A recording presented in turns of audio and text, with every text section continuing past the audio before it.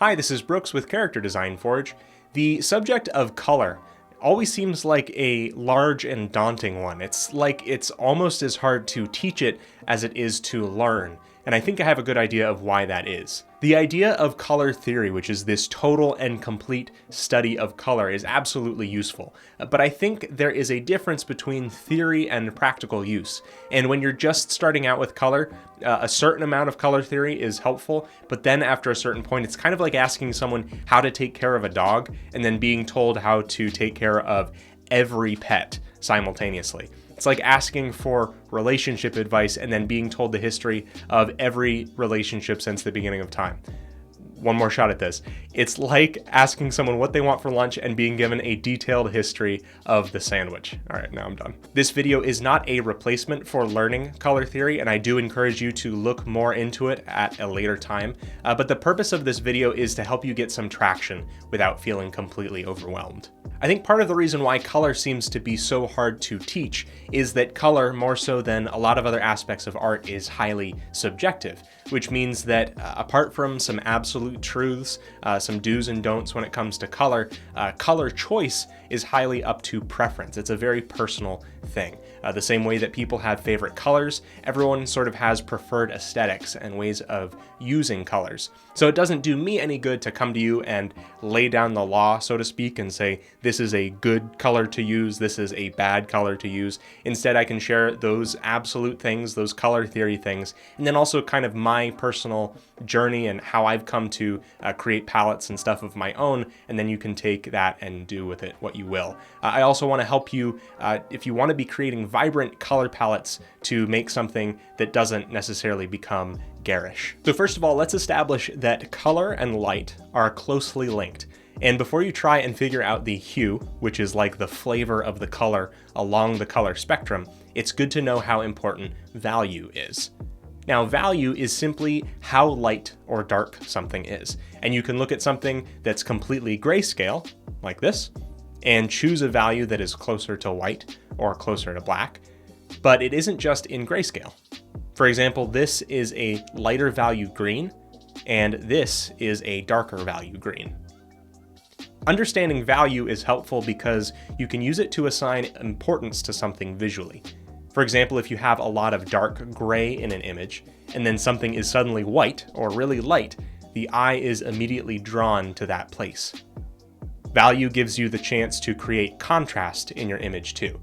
A big part of making good art is creating this hierarchy of importance in your image. It's a way to tell a story or communicate where you want the eye to be drawn. Like, for example, the face might be the most important place, so that's where the eye is drawn to first, and then a symbol is on the chest, and then the arms, and maybe least important in this case are the legs. So you can emphasize and de-emphasize those things with value. And I'll talk a little bit more about contrast in just a second.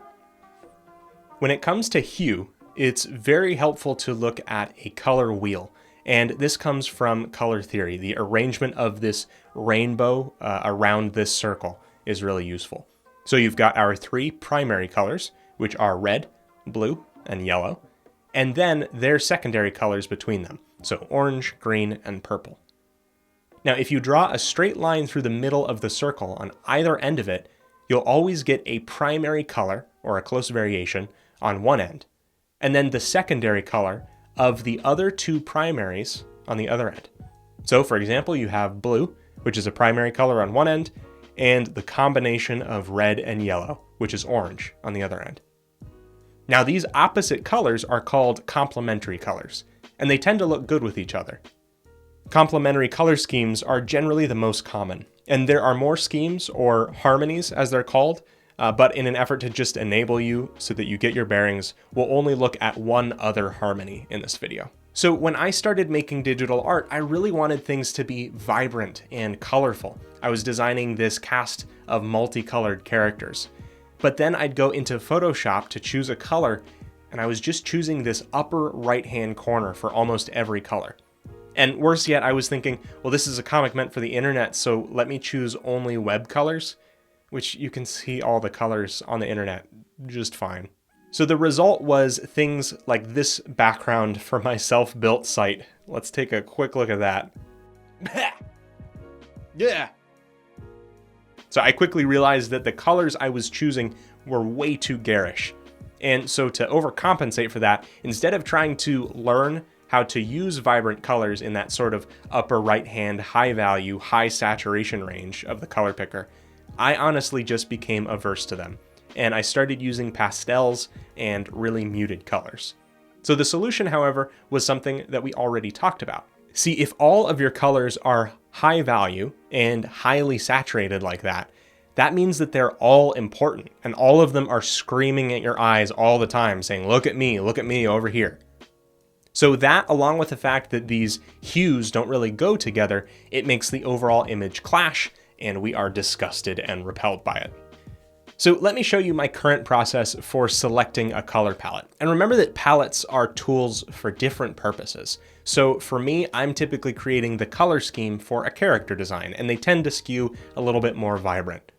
If you're setting a scene or you're painting an image, trying to establish a certain mood, you're gonna have to go about selecting your colors in a very different way, and you'll just end up creating a different tool. Generally, my current process is to create a color scheme that is both complementary, which are those opposites that we talked about before, and analogous. Now, an analogous color scheme, don't let this stuff scare you away. It's just a mix of colors that are all next to each other on the color wheel. So for the combination of colors that I'm looking for, basically think of the shape of a funnel or like a martini glass, and that's the shape that we're making on the wheel. Now, as far as how much of each color we end up using in the overall image, I like to strike a 75%, 25% balance, and it usually works out roughly to 70-30 or 80-20. This follows the same idea of proportion that we use in the shape language of building character designs. What's going to happen is either that 25% really brings out and contrasts part of the image, it highlights part of it, or it just kind of gets muted and it's a place of visual rest on your image. And remember my backdrop, your eyes need a place to rest. When I'm picking out this analogous scheme, I'm usually working from light to dark in value, as well as moving around the wheel in hue. So if I was just choosing green from this one section of the wheel for my light and dark colors without changing the hue, it comes out like this. It's not bad, but maybe it's a little bit boring. Whereas if I start with this slightly more yellow-green and then work my way darker and toward blue, they just look a lot more interesting next to each other. Now we have our analogous colors, so let's move along the tip of our funnel to the other side of the wheel. So this opposite of our middle color in the analogous is going to be this red here. Now, because we want our green to be the dominant color, we don't want the red to be fighting with it for visual importance. And the thing is that because of contrast in hue, a less saturated or more muted red will actually appear redder than it is next to a green. So we don't need to pick a red that's super vibrant to make it appear red next to the green. We can actually mute it pretty significantly.